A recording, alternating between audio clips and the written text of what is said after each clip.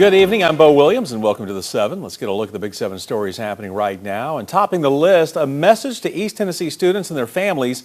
Even though the Federal Department of Education's days may be numbered, you should still fill out those FAFSA forms anyway. The deadline to apply, well, it's coming up. You know, we've told you how President Trump and his Secretary of Education, Linda McMahon, are in the process of an overhaul which would take away many education department functions. The moves would include changes to the financial aid infrastructure.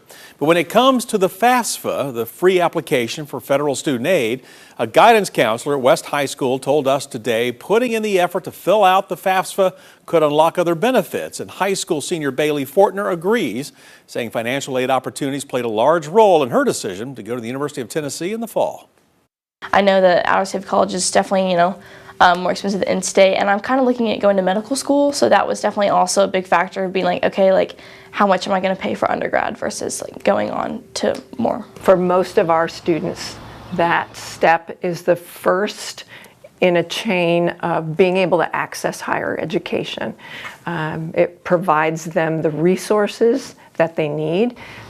And my message to seniors in August when we're applying for Tennessee Promise and helping them understand what needs to happen with FAFSA and HOPE and all of that is to say, really, there's no excuse not to do this.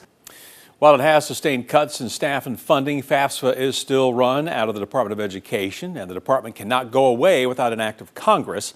The deadline for local scholarships, by the way, is next week. Next at 7, a big search continues. Rescue crews trying to find 2 teens believed to have jumped into the Tennessee River after trying to run from police. Members of THP and the Sweetwater Police Department say they were chasing a stolen vehicle around 4 this morning. After the chase was called off, the car was found abandoned near the Tennessee River Bridge on I-75 North. After searching the area, several 911 callers said there were several break-ins in the Lake Drive area. Well, after hearing that a witness spotted a teenager, authorities made an arrest. The teen said he and 2 others jumped into the water from the Tennessee Bridge.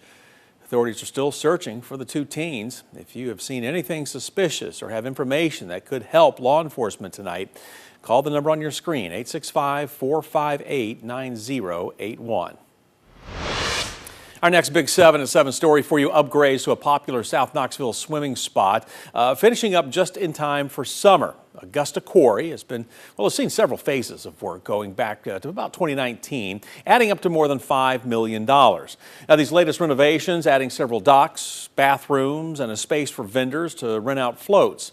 Along with the new amenities, the city is adding extra safety measures. The spaces to congregate and access the water are a lot safer. We also are programming the trail to make it a lot more accessible for folks to get down there, so the surface will be a lot smoother, more defined route finding, so it'll be easier for folks to get down to the lake itself. The new docks also aim to deter people from cliff jumping, which has claimed several lives over the years.